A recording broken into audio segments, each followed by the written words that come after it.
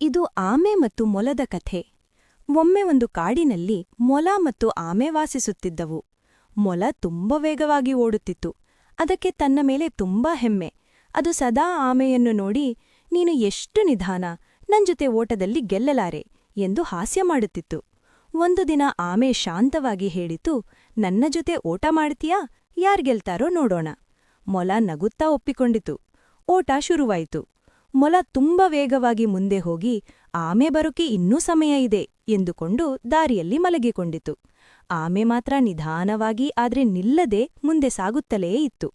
ಸ್ವಲ್ಪ ಸಮಯದ ನಂತರ ಮೊಲ ಎದ್ದಾಗ ಆಮೆ ಗುರಿಗೆ ತುಂಬಾ ಹತ್ತಿರವಾಗಿತ್ತು. ಮೊಲ ಎಷ್ಟು ಪ್ರಯತ್ನಿಸಿದರೂ ಆಗ್ಲೇ ಆಮೆ ಗುರಿ ತಲುಪಿತ್ತು. ಹೀಗಾಗಿ ಆಮೆ ಗೆದ್ದಿತು. ಪಾಠ: ನಿಧಾನವಾಗಿ ಆದ್ರೆ ನಿರಂತರವಾಗಿ ಕೆಲಸ ಮಾಡಿದರೆ ಗೆಲುವು ಖಚಿತ.